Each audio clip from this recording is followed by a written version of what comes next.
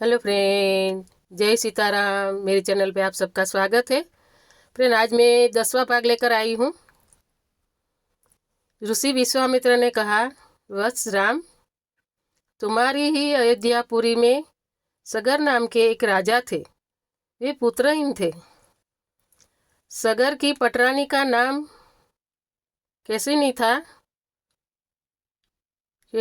जो कि विदर्भ प्रांत के राजा की पुत्री थी। जय सिया राम, जय सिया राम, जय सीताराम। कैसिनी रूपवती धर्मात्मा और कैसिनी रूपवती धर्मात्मा और सत्यपरायण थी। सगर की दूसरी रानी का नाम था सुमति, जो राजा अरिष्टनेमि की कन्या थी। महाराज सगर अपनी दोनों रानियों को लेकर हिमालय के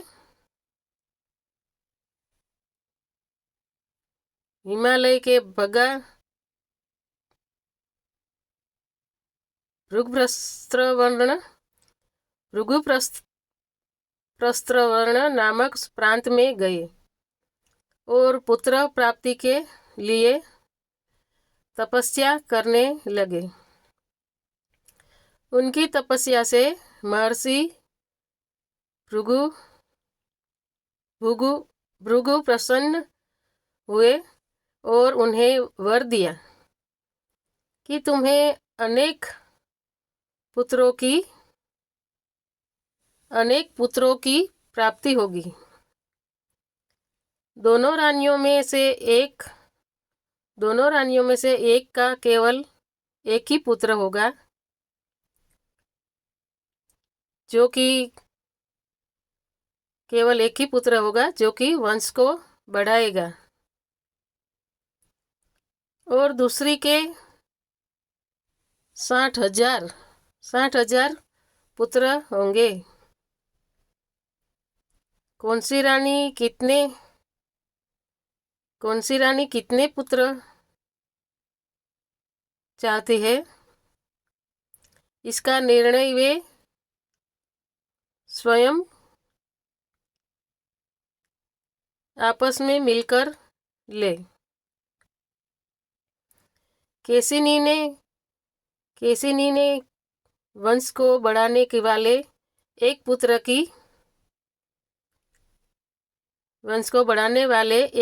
की कामना की, और गरुड़ की भगिनी सुमति ने 60,000 बलवान पुत्रों की कुछ काल के पश्चात रानी कैसिनी ने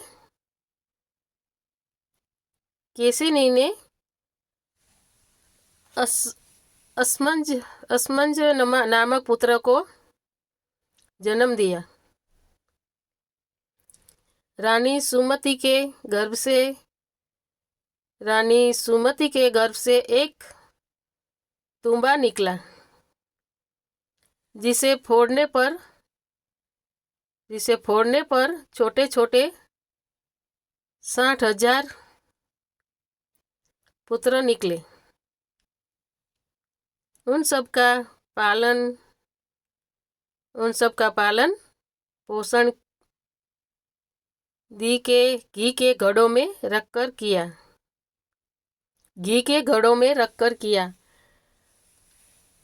किया गया। काल चक्र व्यतीत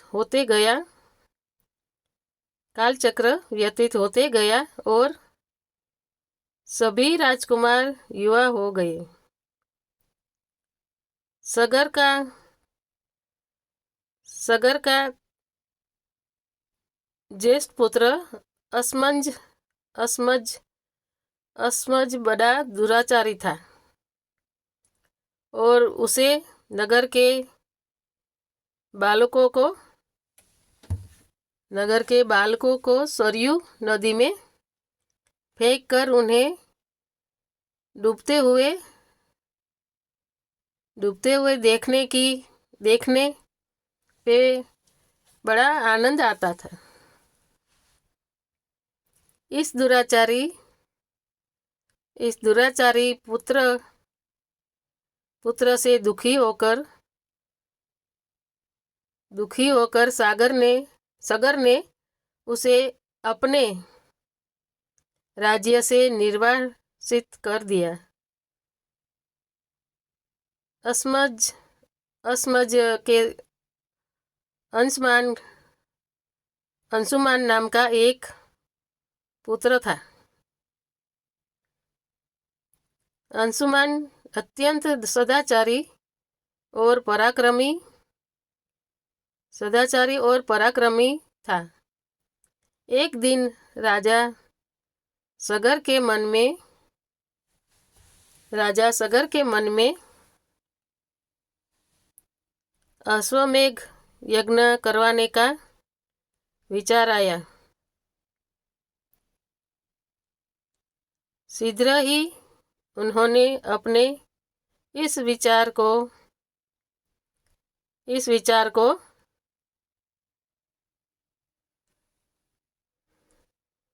कार्य रूप में परिणित कर दिया। राम ने ऋषि विश्वामित्र से कहा, गुरुदेव,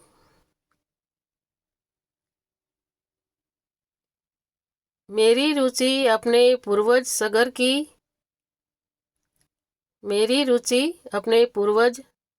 सगर की यज्ञ गाथा को विस्तार पूर्वक सुनने में है। अंत कृपा करके इस वृतांत को पूरा सुनाइए। जय सिया राम, जय सीताराम, जय सिया राम, जय सिया राम। राम के इस प्रकार से जिज्ञासा व्यक्त करने पर ऋषि विश्वामित्र प्रसन्न होकर कहने लगे, राजा सगर ने हिमालय एवं विंध्याचल के बीच की हरितिमायुक्त भूमि पर एक विशाल यज्ञ मंडप का आयोजन किया, निर्माण करवाया। फिर अश्वमेघ यज्ञ के लिए श्याम वर्ण घोड़ा छोड़कर उसकी रक्षा के लिए पराक्रमी अंशुमान को सेना के साथ उसके पीछे भेज दिया। यज्ञ की संभावित सफलता के परिणाम की आशंका से भयभीत होकर इंद्र ने एक राक्षस का रूप धारण किया और उस घोड़े को चुरा लिया। घोड़े की चोरी की सूचना पाकर सगर ने अपने 60,000 पुत्रों को आज्ञा दी कि घोड़ा चुराने वाले को पकड़कर या मारकर पकड़कर या मारकर घोड़ा वापस लाओ। पूरी पृथ्वी में खोजने पर भी जब घोड़ा नहीं मिला तो इस आशंका से कि किसी ने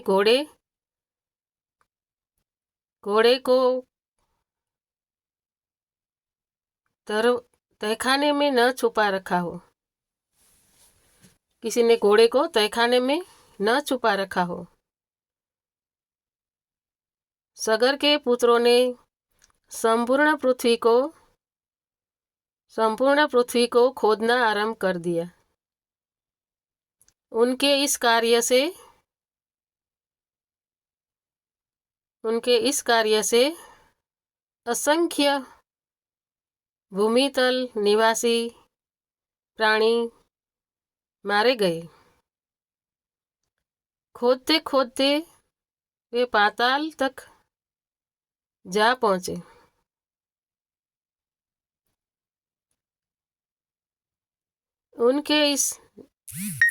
उनके इस नृशंस कृत्य के विषय में देवताओं ने ब्रह्मा जी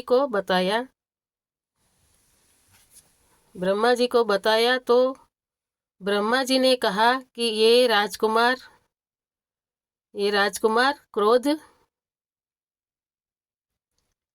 क्रोध एवं मद में अंधे होकर ऐसा कर रहे हैं। पृथ्वी की रक्षा कर दायित्व कपिल ऋषि पर है, इसलिए वे इस विषय में अवश्य ही कुछ ना कुछ करेंगे। पूरी पृथ्वी को खोदने के बाद भी जब घोड़ा और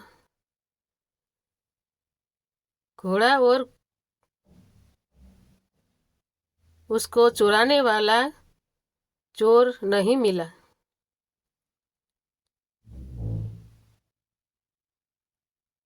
तो निराश होकर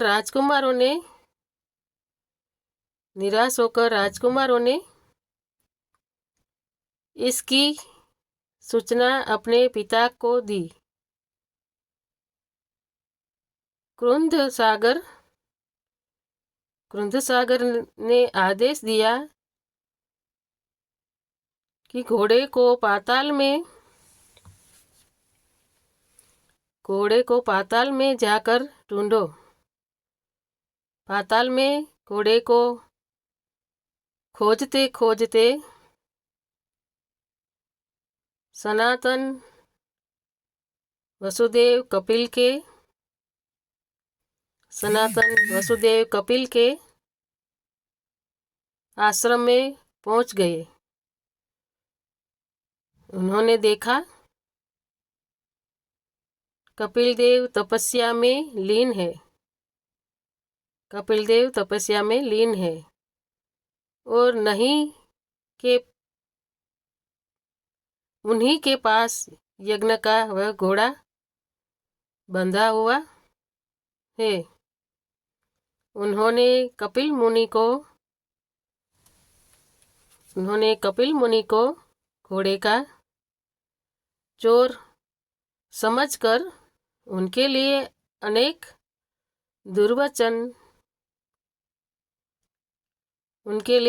दुर्वचन कहे और उन्हें मारने के लिए दौड़े।